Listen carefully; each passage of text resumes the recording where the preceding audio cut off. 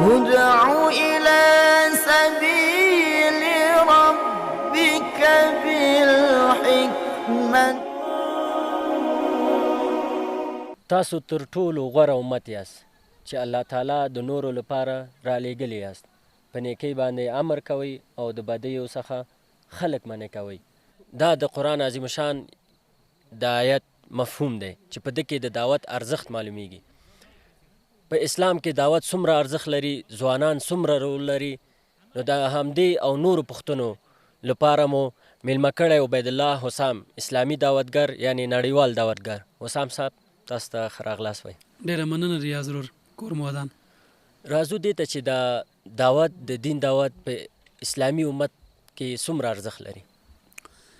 څنګه چې تاسې د قرآن کریم آیت مبارک تلاوت کو مفهوم الله پاک مسلمانانو ته او اسلامي امت ته په خطاب کې وایي چې کنتم خیر امة اخرجت للناس تأمرون بالمعروف وتنهون عن المنکر.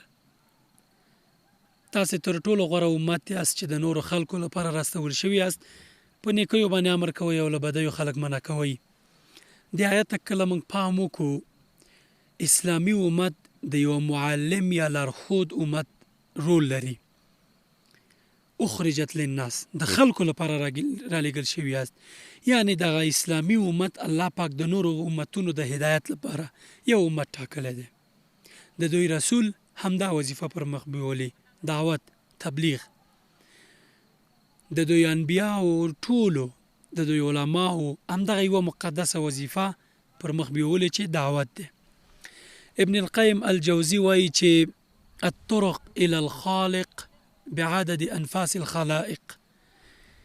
الله تعالی ته لارې د انسانانو د ساګانو په اندازه دي، یعنې دومره ډېرې دي، خو تر ټولو مهمه لار دعوت ده.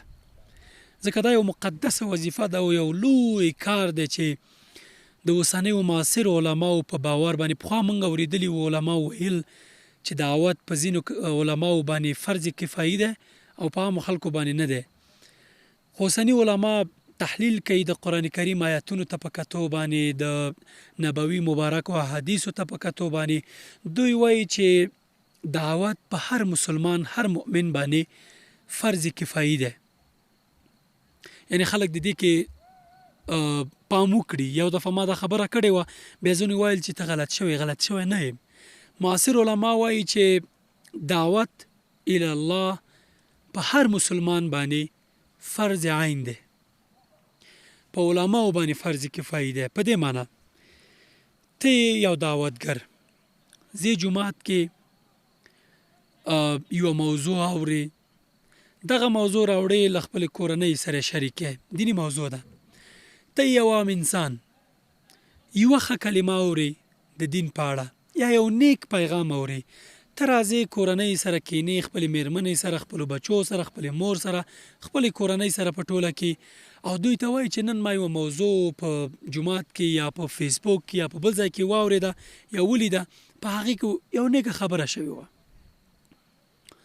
په همدې خاطر باندې پیغمبر صلی الله علیه وسلم وایي چې بلغوا عني ولو آیه، زمانه خلکو ته ورسوئ که یو آیت مي.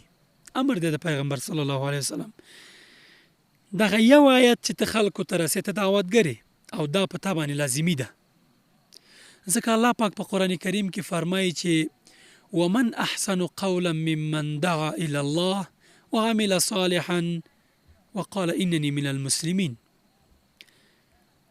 تر دې بله غوره خبره چیرته ده چې څوک د الله پاک لارې ته دعوت وکړي او ووایي چې زه مؤمن یم او په دې وویاړي او بیا بالاخره مؤمن او ایمان راوړي.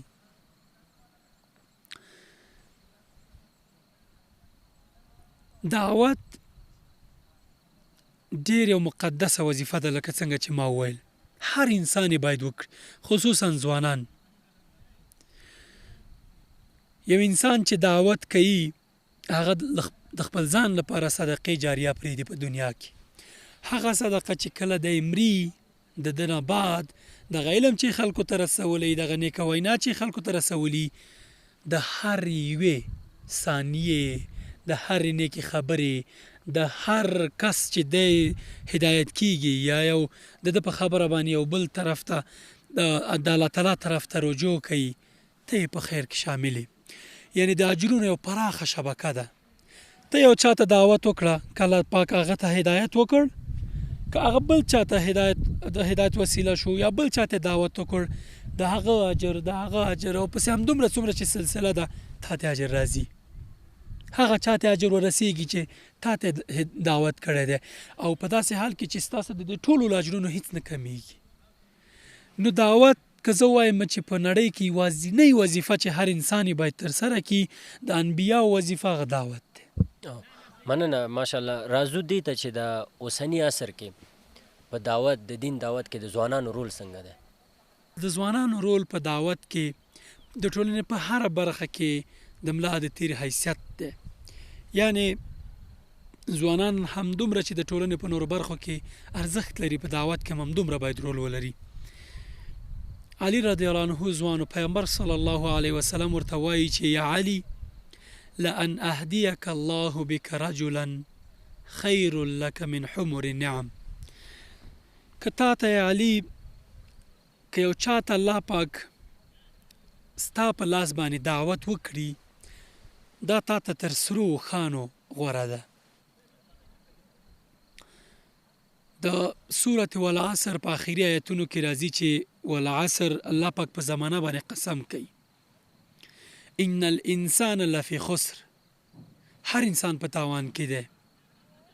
یعنی دا زمانه، دا وخت تیریده، دا فارغ وخت ضایع کول، دا هر څه انسان تباه کوي. الا الذين آمنوا، هغه کسان مستثنا دي چې ایمان یې راوړی، وعملوا الصالحات، نیک عملونه کوي، وتواصوا بالحق، په حق باندې سپارښتنه کوي، یعنی دعوت کوي. ته چې کله چاته وایي چې وروره دا کار کوه دا ښه دی، دا کار کوه دا ښه نه دی، دا په حق باندې سپارښتنه ده. وتواصوا بالصبر، او زغم باندې سپارښتنه کوي. یعنی دې قرآن کریم دې صورت ته په کتو باندې په دنیا کې په آخرت کې او د شخصیت په بریالي کولو کې 4 عنصره دي چې انسان پکې ځان په دې دنیا کې او په هغې دنیا کې کامیابولی شي: ایمان، نیک عملونه، حق باندې سپارښتنه، دعوت، او په صبر باندې زغم.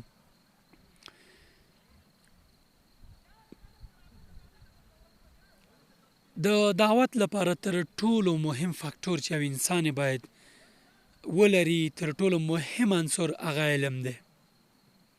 علم د دعوت اساس دی. یعنی ته چې کله علم کوي دعوتګر جوړېدی شي. بې علم انسان دعوتګر نشي جوړېدی، ځکه چې ته باید یو څه زده کړې بل ته یې ووایي. علما وایي چې اذا اردت الدنیا فعلیک بالعلم، که ته غواړې چې دنیا وګټې ته باید علم وکړي. فاذا اردت الاخره فعلیک بالعلم، که آخرت غواړې او جنت غواړې بیا هم باید علم وکړي. فاذا اردتهما معا فعلیک بالعلم، که دواړه یو ځای غواړې، هم دنیا غواړې هم آخرت غواړې، علم وکړه. ته چې کله علم وکړې ته استاذ کېږي، ته عالم کېږي، ته د جماعت امام کېږي، ته یو دعوتګر کېږي. دغه علم چې ته خلکو ته رسې ته دعوتګر یې، او د هرې کلمې چې ته خلکو ته وایي د هغې اجر دایمي دی او ابدي، او همیشه چې تر څو پورې دغه وسایل چې شته ته دعوت کوي او ته په دنیا کې نه یې اجر یې تا ته رسېږي. نو ځوانان هرومرو د نورو کارونو ترڅنګ باید یوه کلمه خلکو ته ورسي. ضرور نه ده چې ته باید ټول قرآن حفظ کې ټول اکه کولی شي، خو نور علا نور، که نه د یو آیت مفهوم چې د زده کو نور ملګرو ته رسوه. مننه. راځو دې ته چې د دې ټکنالوژي وخت کې چې څومره ټکنالوژي پرمختګ کړی، د دعوت لپاره او د الله تعالی د دین رسول نورو لپاره ښه تګلاره کومه کیدی شي؟ په اوسني عصر کې زما په نظر باندې تر ټولو غوره وسیله چې انسان پرې دعوت کولی شي سوشل میډیا ده، ټولنیزې رسنۍ یا خواله رسنۍ. عام محضرونو کې، غونډو کې، راټولېدنو کې، د هر څه کې باید دعوت وشي. خو که یو عالم غواړي په یوه وخت کې خپله انرژي خوندي کړي، په یو وخت کې ډېرو انسانانو ته ګټه ورسوي، باید دعوت وکړي. ځکه زه چې کله ویډیو جوړوم، کله کله ته میلیونونه انسانان ګوري ستاسې ویډیوګانې، حکمه پودکاسټ دا چې کله تاسې خپروئ زرګونه لکونه انسانان یې ګوري، په یوه وخت ستا پیغام میلیونونه انسانان ته ورسیږي، ته تر ټولو غوره انسان یې ریاض استاد. ځکه دا ستا پیغام په داسې یوه شبکه باندې خلکو ته رسیږي که دی ستړی هم لوستی شي، که کور کې ډډه واچوي هم کتی شي، مثلا جومات ته تګ یا بل ځای ته تګ په ځینو انسانانو باندې د ناراستۍ له امله بوج شي، خو که ته د ده موبایل ته خپله ویډیو د خواله رسنیو له لارې یعنې ټول امکانات چې ته لرې دغه لارو نه وررسې، ته په کور کې دی په بستر کې هم هدف کولی شي چې ستا پیغام واوري، د دین پیغام واوري. له بده مرغه زموږ ځینې علما دي چې تر اوسه پورې له خواله رسنیو سره بیخي بلد نه دي. زموږ یو ډېر تکړه دکتور استاد و، هغه ته یې ورځ ما ویل چې استاد د اوسنیو معاصر علماو فتوا ده چې هر عالم چې هغه دعوتګر یا عالم یا هغه که فیسبوک، ټویټر، ویب سایټ ونه لري، دا رغنده رول نه لري په ټولنه کې او د ده دعوت اغیزمن نه اغیزناک نه. نو هغه وویل چې زه د برخه کې فعال نیم او یا بیخي سره بلد نیم او اندېښنه یې درلوده چې خدای خبر چاته به ورسېږي که نه. ما ورته ویل چې زه در سره همکاري کوم. ما د فیسبوک یوه صفحه جوړه کړله، په نه پوهېږم په 10 ورځو کې څو ورځو کې 15,000 کسانو خوښه کړه. بیا د خپل استاد لیکنې راکولې، ما به پوسټ کولې. د دې په خاطر د علما باید په دې رسنیو کې ریاض ورو دغه رسنیو کې دومره ناخوالې دي، دومره لوپریانې دي، دومره وخت ضایع کوونې دي چې کله یې ووینې د انسان زړه خفه شي. پوهېږئ ولې دومره؟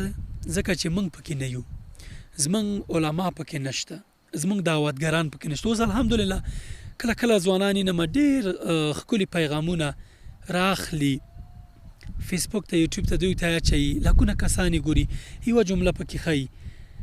دا ډېر رغنده رول لري. یعنې ته که په ټولنیزو رسنیو کې ونه اوسې، ستا ځای بل کس نیسي او دا منفي پیغامونه چې دوی جوړوي، دغه لوپریانې ځینې خلک کوي، دغه بې معنا پیغامونه خپروي، ستا ځای دوی نیسي او ټولنه دوی ډایرکټ کوي یا لیدلوری ورکوي ټولنې ته. تاسې ټیک ټاک ته ورشئ، تاسې فیسبوک ته، انسټاګرام دوی ته ورشئ. داسې نجونې وي چې چا به په فیسبوک کې د پروفایل مخ نه لیدو، که نه نورو خلکو عکسونه به اچوي، اوس ګډېږي په ټیک ټاک کې. یو ایډیا ورکړل شوی دی، یو ټرینډ جوړ شوی دی، هر سړی ګډېږي، یو بل نه زده کړه کوي. که ته دې دغه کې ونه اوسې، زه ځینې ملګرو ته وایم چې ولې ټیک ټاک کې نه یې، وایي چې والا هلته لوپري ده او لنډغري ده، نه کېږي. زه ورته وایم چې ته نه یې، خو خلک همدغه مجال پیدا کوي. ته که یو انسان د دغې لارې نه هدایت وسیله شي ورته، دا ډېر لوی اجر لري. په ځوانانو باندې مې غږ دی، که ته انجینر یې، که ته ډاکټر یې، که ته اقتصاد پوه یې، که ته هره برخه کې ته په همدغه خپله برخه کې ځوانان وروزه. اسلامي امت نن تر ټولو ډېر زیات لیډرانو ته ضرورت لري. داسې لیډران چې هم انجینر او هم تکړه عالم وي، داسې ډاکټر چې هم انجینر او هم ډاکټري هم ښه متدین وي، دعوتګري بیرته په ټکنالوژي هم پوه شي، هر امکان وکاروي. یعنې د دې دعوت په رول کې چې تاسې کله وګورئ، موږ ډېره ناغېړي کړې. شیطان چې زموږ سره غټه مبارزه روانه کړې، غټه سیالي کړې په دې برخه کې، بریالی دی. انسانان یې بېلارۍ ته ډېر هڅولي دي. په دنیا کې ډېر خلک بېلارې دي، کم خلک ښه پیدا کولی شي. ولې چې موږ خپله دنده په سمه توګه نه ده سرته رسولې. همغه آیت ته رجوع کوو چې تاسې په اول کې تلاوت کړ چې تاسې تر ټولو غوره امت یاست، د خلکو لپاره را نازل کړل شوي یاست، راستول شوي یاست چې په نیکیو باندې امر وکړئ، له بدیو منع وکړئ، دعوت وکړئ. خو موږ خپله دنده چې د معلم رول لرو په ټولنه کې نه ده سرته رسولې. زموږ په د دعوت په تګلاره کې، د دعوت په لاره کې یا دعوت په شیوه کې ډېره تېروتنې موږ نه شوي دي. زموږ له ډېرو منبرونو، زموږ له ډېرو ځوانانو منفي خبرې، یوازې د دوزخ پیغامونه، وعیدونه دغه زمزمه کېږي. خو مثبت ښي اړخ د دین، ښکلا د دین، ترحم او رحم او د هر څه دا ډېر کم بیانېږي. ځکه موږ داسې خلک یو چې غواړو یو څوک په ډار باندې ځان ته تسلیم کړو یا د زړه ته لار وکړو. په ډار باندې انسان ډېر کم ستانه متاثره کېږي، خو که ته مینه ورسره وکړي، محبت ورسره وکړي، نو ستا پیغام د زړه ته لار کوي او ستانه متاثره کېږي او ستا لاره تعقیبوي. پیغمبر صلی الله علیه وسلم ته الله پاک وایي چې ولو كنت فظا غلیظ القلب لانفضوا من حولك. که ته سخت زړی وی پیغمبره، دا خلک به ټول تانه تیت شوي وو. کلک زړه خلک تیتوي، خو له بده مرغه کله ماته ملګري سپارښتنه وکړي، ډېر نږدې ملګري وایي ته یوازې دغه خوږې خوږې خبرې کوې، نیکې خبرې کوې، د غضب او د دوزخ او دا خبرې نه کوې. زه ورته وایم چې ډېرو خلکو دا دنده سرته رسولي. زموږ ډېر ملګري دي، ډېر کسان دي، ډېر علما دي، استثناء شته هره خبره کې. هغوی همیشه خلک ډارولي، د دوزخ له کندو یې خبرې کړي. دا ضرور ده چې باید وشي، خو د هغې کم. یعنې زه هم توازن باید وساتي. که ته یو چا ته ښه خبره کوې، ترحم په اړه خبره کوې، ته باید وګورې چې دی څومره مثلا مشکلات لري، بیا ورته واحد خبره هم وکړه. څه مه کوه چې یوازې ښې خبرې، ترخې خبرې، سختې خبرې. د پیغمبر صلی الله علیه وسلم تګلاره دا وه چې په ډېره مینه، محبت او په ډېر حکمت او ښه لفظ باندې خلک دعوتول. د پیغمبر صلی الله علیه وسلم ژوند په اړه څېړنې شوي دي، وایي چې 93% د پیغمبر صلی الله علیه وسلم ژوند ټولنیزو، د ښځې او میړه ترمنځ رابطو، د اجتماعي، سیاسي او ټولنیزو موضوعاتو ته ځانګړی و. 2% غزواتو. موږ د اخترونو په ورځ، په نورو ورځو کې غزوات بیانوو، خو د هغه ټولنیز راشه درشه دغه مسایل مو نه دي بیان کړي، ډېر کم یې بیانوو. الله پاک په قرآن کریم کې وایي چې ادع الى سبیل ربک بالحکمه والموعظه الحسنه. د الله تعالی لارې ته په حکمت او په ښې خبرې، موعظه حسنه باندې دعوت کوئ او خلکو ته سپارښتنه کوئ. نو دغه حکمت زده کول پکار دي، دغه نیکه خبره زده کول پکار دي، په مینه محبت خلک دعوتول پکار دي. تر ټولو مهمه همدا ده چې انسان او تر ټولو بریالی انسان هغه دی چې په حکمت ځان وپوهوي او حکمت زده کړي. راځو دې پوښتنې ته چې دعوت کې بعضې خلک یا ډېر خلک اجباري رول لري، یعنی وایي چې ته باید دا وکړې، ته باید داسې شی وکړې او ته باید دا کار وکړې. دا د اسلام نگاه نه څنګه ارزیابي کوي؟ قرآن کریم جواب وایي. پیغمبر صلی الله علیه وسلم الله پاک وایي چې لست علیهم بمسیطر، ته په دوی باندې حاکم دغه نه چې ته نفر راونیسه په زور دعوت ته راوله. وما علینا الا البلاغ المبین، موږ باندې هیڅ نه دي مګم دا چې نیکه خبره یو چاته وکړو. د دعوتګر، د مسلمان، د عالم، د هر هغه څوک چې دین لارې ته خلک را دعوتوي، مسؤلیت یې دا ده چې یو ناروا ویني، یو خراب کار ویني، یو چاته وایي چې ورور دا مه کوه، سپارښتنه ورته وکړي. بلاغ المبین، اخواته ته په چا باندې واکمن نه. پیغمبر صلی الله علیه وسلم ته الله پاک وایي چې لست علیهم بمسیطر الا من تولى وکفر. ته په چا باندې مسیطر نه، سیطره نه لري، واک نه لري چې په زور راونیسه او په زور باندې د باندې خبره قبول کړه. لا اکراه فی الدین، په دین کې اکراه نشته. ته باید په دین کې نرمه خبره، یوازې هغه ته سپارښتنه کولی شي، د سپارښتنې رول لري. هغه ته په چا باندې ټاپې مه لګوه، تکفیري رول مه لوبوه. ته د چا باندې ټاپو وهلو حق نه لري. په حدیث شریف کې راځي چې یو څوک چاته منافق وي، فاسق وي، کافر وي، که هغه انسان د دې اهل نه وي، دا بیرته تا ته راستنېږي، ته فاسق کېږې، ته کافر کېږې، ته دغه کېږې. نو د پیغمبر صلی الله علیه وسلم رول په دعوت کې تبلیغي و، یعنی یوازې تبلیغ بیا کوو، نیکه خبره بیا کوله.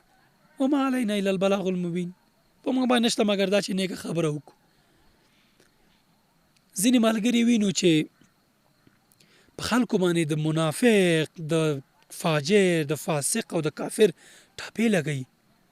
والله حیران شم چې ته په کوم اساس، په کوم رول، په کوم صلاحیت پیغمبر چاته کافر نشو ویل، الا دا چې په دغه باندې بیا پوه شي. اب الله پاک ورته وویل. امام ابو حنیفه، نور علما، امام شافعي، امام احمد، دوی دومره دقت کوو په دې موضوع کې، دومره ترې ځان ساتو، چاته به کافر نه وایو. ځکه چې ته څه مسؤلیت لرې د دې؟ ته څه پوهېږې ته ته به یو انسان ظاهر کې بد ښکاري اما تر الله تعالی ته به تر ټولو ښه الا دا چې یو څوک کفر کلمه ووایي په ظاهره باندې. نو زموږ او ستاسې رول په دعوت کې د سپارښتنې او د لارښوونې رول دی. معلم د وهلو ټکولو د زور او جبر نه دی. یعنې زموږ ځینې ځوانان دي یو کتاب دو کتابه ځینې مطالعه وکړي د واره راوځي میدان ته په ده ټاپه ولګوه په ده ټاپه ولګوه. زما درونه وروره ته یوازې همدومره چې معلومات لرې همدومره کفایت کې چاته معلومات ورکړي. د چا په اړه ستا نه د مفتیانو وظیفه نه ده چې ټاپه ولګوي په حکم وکړي چې ته کافر یې الا دا چې یو څوک ظاهرا کفر بواتې وشي چې ثابت شي ترې نو ته څوک یې چا ثابته کړه کېدای شي تا نه هغه ښه انسان یي. دغه ځوانان نه یوازې دین ته بلکې ځان ته هم تاوان رسوي. یو عالم دی نه پوهېږم چې نوم یې زما د ذهن نه وتلی هغه وایي اسلام ته دین ته تر جاهلانو علماو یې ډېر تاوان رسولی دی. هغه علما چې نه په حکمت پوهېږي او تر جاهل جاهلي. مثلا ته یو انسان په لاره کې ودرې ورته ته کافر یې ته شیطان ته موقع ورکړ چې په هغه باندې کار وکړي چې هغه رښتیا کافر کړي وسوسه ورچوي لا دینه کوي. خو که ته یو چا ته ته ډېر ښه ځوان یې ګوره دا تشویق د انرژي ورکول په د انسان دپاره یو فطرتي طبیعي ده. که زه تا ته ووایم چې ریاض ورور ته ډېر توانه انسان یې ته کولی شې دې غره ته وخیږې ته شې ځکه ستا ماین ستا ذهن ستا هر څه دې ته جوړ شو. خو که ته یو چا ته ووایې چې ته ناکامه انسان یې هغه رښتیا ناکامېږي.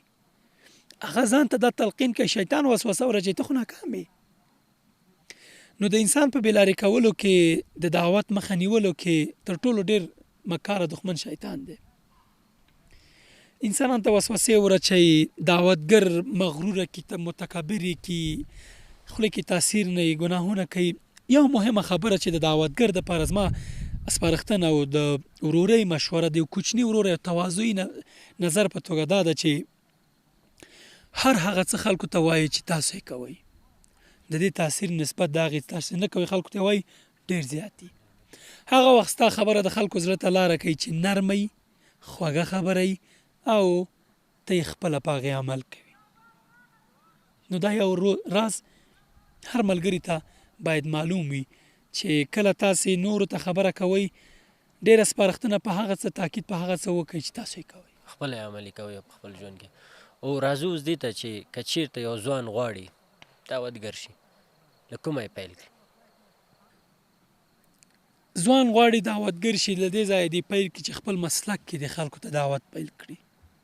زه اقتصاد پوه یم راځه په دې نیت باندې مسلمانانو ته اقتصاد ور زده کړه خواله رسنۍ وکاروه مسلمانانو ته ټرینینګونه ورکړه پروژې ورته چل زده کړه چې څنګه دوی کولی شي چې نور مسلمانان اقتصادي پلوه پیاوړي کړي. که ته ټکنالوژي باندې بلد یې وحید ورور دی شاکر جان دی کمرې کوي دوی د کمرې برخه کې خلکو ته ټرینینګونه ورکړي په دې نیت چې دا کمره سبا د اسلام د دین دعوت دپاره د مسلمانانو د ښېګڼې د بشریت د ښېګڼې دپاره کارول کیږي. رحمت ورور په اقتصاد کې په نورو برخو کې ماستري لري ځوانانو ته اسلامي امت ځوانانو ته د پروژې پیل کړي. زه مثلا د دعوت برخه کې لږ څه نه څه تجربه لرم دعوتګران باید وروزم. مثلا نور ځوانان یو څوک ښه ډریور د مسلمان امت ته د ډریوري زده کړي یو څوک ښه نشان ولي نشان در زده کړي ځکه دا هر یو تن د ټولنې یوه برخه را تکمیلوي او دا هر یو تن د ټولنې په تکمیلولو کې رول لري. اوس که زه تا نه دعوت کوم موږ تاسې ټول تا نه دعوت وکړو نو د ټولنه کې اقتصاد به څوک کوي ډریوري به څوک کوي دا نور کارونه به څوک کوي. ټولنه یو مجموعه ده افراد لري هر فرد باید خپل مسلک مطابق په ټولنه کې کار وکړي. یو څوک د حقوق کې ډېر ماهر دی مدافع وکیلان وروزه په ټولنه کې. یو څوک دی مثلا د خبرونو برخه کې د مطبوعاتو برخه کې خو هر شي دپاره به د نیت خیري او همیشه به دا نیت ساتي که ته یوازې دا لرګی ځان سره په دې نیت اخلي چالته مسلمان ته خیر ورسیږي ته ماجور نو هر برخه کې هر ځوان د خپل مسلک مطابق د خپل کار مطابق ځوانان وروزي د خپل علم د ځوانانو ته ورسوي که هغه ټکنالوژي برخه کې ساينس برخه کې د نجارۍ برخه کې د مستریګرۍ برخه کې تر ټولو بهترین انسان هغه دی چې اوسنۍ زمانه کې بل انسان د کار خاوند کړي بل انسان ته موقع ورکړي چې رشد وکړي پیاوړی شي، شخصیت یې وده وکړي. دا بهترین دعوت دی.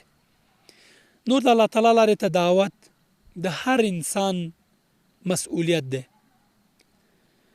هر هغه انسان چې انجینري، ډاکټري، د طب په برخه کې مثلا خپل زده کړې وکړه، ترڅنګ یې یو آیت د قرآن کریم چې د زده کوو بل چاته رسوه، یو حدیث چې د زده کوو بل چاته رسوه.